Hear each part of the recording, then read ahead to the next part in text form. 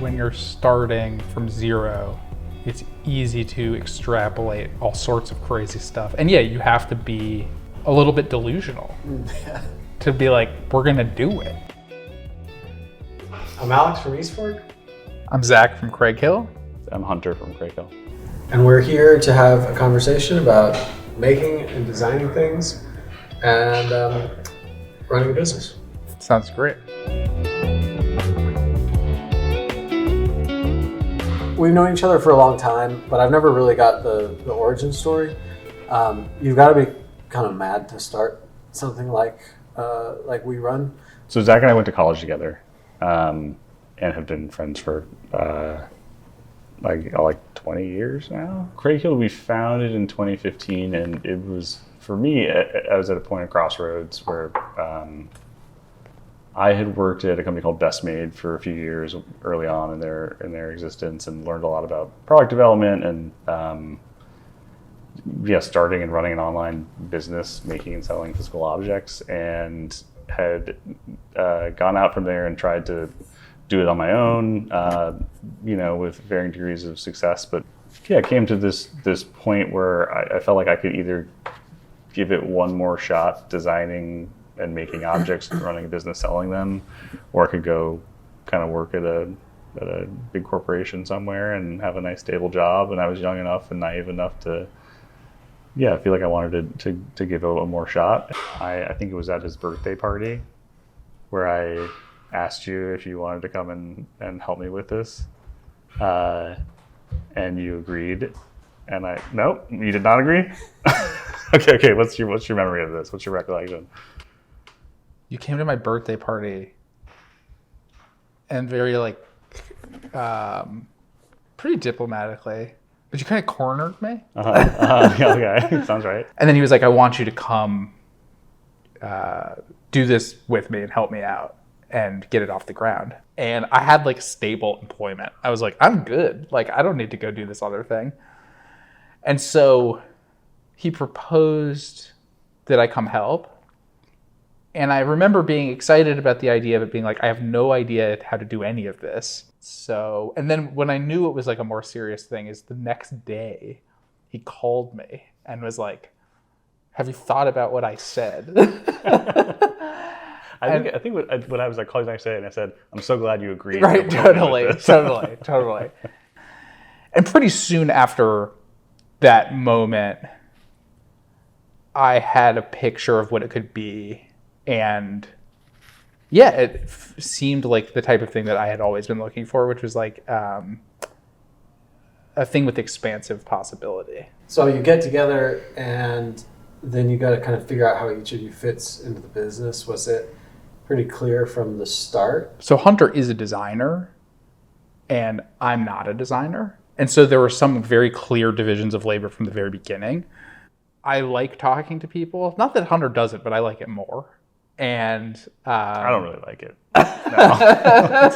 I'll do it when it's necessary, but not like outward facing. You just want people to like it and then buy it, and they have to do nothing. Yes. Right? Yeah, exactly. On the pure merit of the object itself. That is the dream. That's the fantasy. Yeah. But for me, because I'm not a designer, but I am a lifelong collector and admirer of all sorts of beautiful things. It's really easy to be able to speak about the things that we're making here with a little bit of distance from them, because I'm not so in the weeds on the day-to-day of the design. Even though people on the receiving end don't know that, I have a suspicion that they can feel it, that it doesn't feel self-congratulatory or something. Yeah. I also think people that are really good at something, they're also not always the ones that are really good at selling it.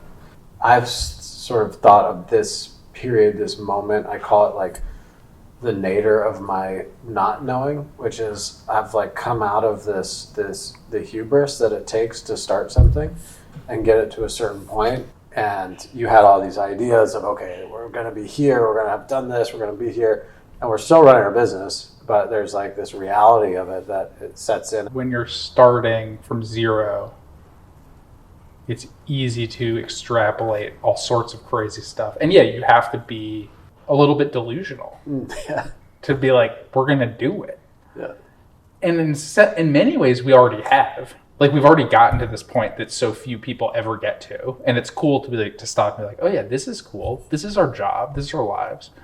I've talked to a lot of other leaders and CEOs, and everybody's like, nope, this is a hard stage. Like, you're just at a hard stage. There are these plateaus where you need more people, and so we're trying to push through one of those right now. We've been trying to push through it for the last 2 years.